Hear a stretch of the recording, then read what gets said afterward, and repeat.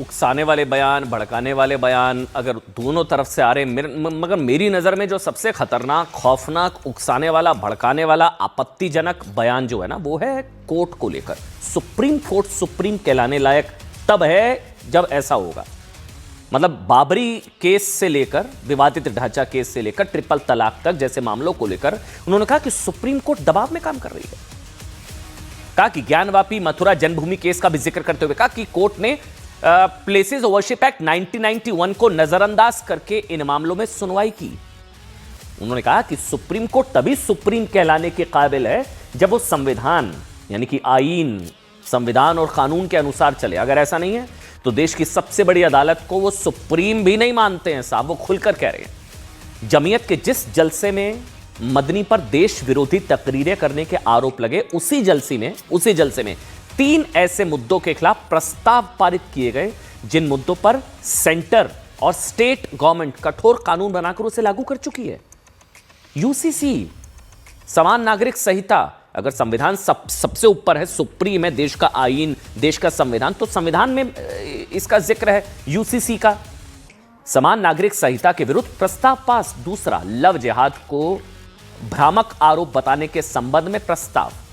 और तीसरा, असम में निष्कासन और एनआरसी के खिलाफ प्रस्ताव। इसलिए मदनी की जिहादी तकरीर की टाइमिंग पर भी ध्यान दीजिए, जिसका मैं शुरुआत में जिक्र कर रहा था कि ये बयान की टाइमिंग समझिए कि जुल्म होगा तो जिहाद होगा। सुप्रीम कोर्ट सुप्रीम कहलाने लायक है या नहीं है? कब बयान दिया? जब देश के 12 राज्यों में एसआईआर जारी है, एसआईआर, जिससे बांग्लादेशी रोहिंग्या घुसपैठिए तेजी से अपने देश वापस भागे और सुप्रीम कोर्ट ने एसआईआर पर रोक नहीं लगाई है, सुनवाई चल रही है। और बल्कि इसको कॉन्स्टिट्यूशनल एक्सरसाइज सुप्रीम कोर्ट ने बताया। अब फिर सुप्रीम कोर्ट सुप्रीम नहीं रहेगा ना इन लोगों के हिसाब से। यूपी और राजस्थान के बाद महाराष्ट्र सरकार ने भी वंदे मातरम को स्कूलों में गाए जाने का, संपूर्ण वंदे मातरम गायन का भी ऑर्डर आया। जल्दी सुप्रीम कोर्ट में चुनौती दी जा सकती है। उत्तराखंड में यूसीसी लागू है, इसके विरोध में याचिका अभी भी हाई कोर्ट में है। असम में एनआरसी लागू है, कई प्रावधानों को सुप्रीम कोर्ट में चुनौती दी गई है। सबसे बड़ा सवाल वक्फ। अब वक्फ संशोधित कानून पर सुप्रीम कोर्ट में सुनवाई चल रही है। अब फेवर में आता है तो फिर सुप्रीम कोर्ट सुप्रीम ही नहीं रहेगी इन लोगों के हिसाब से। मदनी के बयान पर जमीयत हिमायतुल इस्लाम के राष्ट्रीय अध्यक्ष हैं कारी अबरार जमाल, कह रहे हैं कि जब मदनी के फेवर में फैसला ना आए तब इनके लिए कोर्ट दबाव में काम कर रहा है। वहीं मौलाना साजिद रशीदी ने कहा कि मदनी सिर्फ जज्बाती जुमले बोलते हैं, लेकिन ये नहीं बताते कि जमीयत के 100 साल में उन्होंने कितने बच्चों को डॉक्टर और इंजीनियर बनाया। मैं बार बार कह रहा हूं, सिर्फ हिंदूवादी संगठन, राइट विंग, बीजेपी ऐसा नहीं है, मुस्लिम समाज में ही घिरते नजर आ रहे हैं जिहाद का खुला ऐलान करने वाले मदनी। याद रखिए, सुप्रीम कोर्ट उस वक्त तक ही सुप्रीम कोर्ट कहलाने का, उस वक्त तक ही सुप्रीम कहलाने का मुस्तहिक है जब तक आईन की पाबंदी करे, कानून के हुकूक का ख्याल रखे। अगर ऐसा ना करे तो वो इखलाकी तौर पर भी सुप्रीम कहलाने का हकदार नहीं है। जिस तरीके से वो फतवे और तकवे की बात कर रहे हैं, ये सब वहाँ होता है जहाँ शरिया लागू हो। यहाँ तो शरिया लागू नहीं है।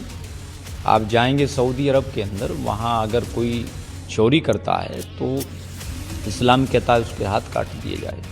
तो क्या मौलाना मदनी साहब ने कभी किसी मुल्जिम के खिलाफ मांग की है कि उसके हाथ काट दिए जाएं? नहीं की है। इस वक्त मुसलमान को जज्बात की नहीं, हिकमत की जरूरत है, आग की नहीं, तदबीर की जरूरत है।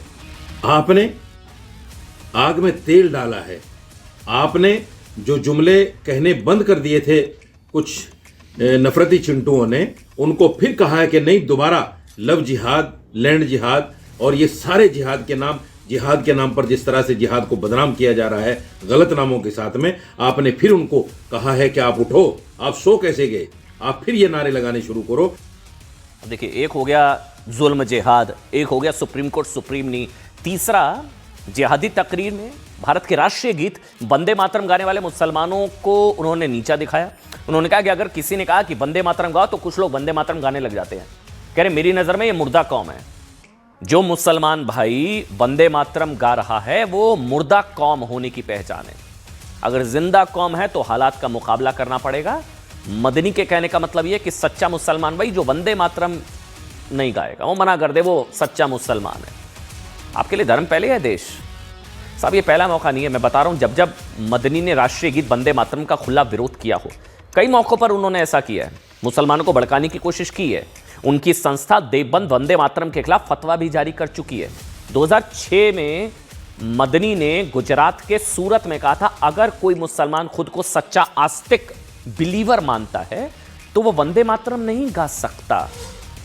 2009 में मदनी ने देवबंद में आयोजित जमीयत के जलसे में एक फतवा जारी कर दिया था, कहा कि वंदे मातरम का पूरा गीत, संपूर्ण गीत मुसलमानों को नामंजूर है। पिछले महीने 10 नवंबर को मदनी ने कहा था कि वंदे मातरम का गीत मुसलमानों पर थोपना संविधान, धार्मिक स्वतंत्रता और अभिव्यक्ति की आजादी का खुला खुला उल्लंघन है। सुनिए।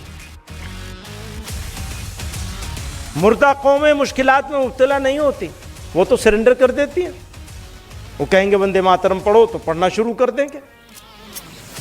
तो ये पहचान होगी मुर्दा कौम होने की। और अगर जिंदा कौम है तो फिर हौसला बुलंद करना पड़ेगा, हालात का मुकाबला करना पड़ेगा। ये मौलाना मदनी साहब का जो बयान है, ये मुसलमानों को बर्बाद करने वाला बयान है, मुसलमानों को भड़काने वाला बयान है, इस देश में दंगा कराने वाला बयान है। मैं बिल्कुल इसके खिलाफ हूँ। मौलाना मदनी साहब के बयान से मुझे ऐसा लग रहा है कि इस देश में जो इस्लाम है 2014 के बाद आया है। क्या 2014 के पहले इस देश में इस्लाम नहीं था? मौलाना महमूद मदनी साहब ने जो बयान दिया है उससे मैं ही नहीं बल्कि भारत के करोड़ों मुसलमान इत्तफाक नहीं रखते हैं। मौलाना महमूद मदनी साहब मजहबी आदमी हैं, उनको मज़हब के ताल्लुक़ से बात करना चाहिए। उनको मुसलमानों को उकसाने, भड़काने और मुश्तइल करने वाली बातें नहीं करना चाहिए।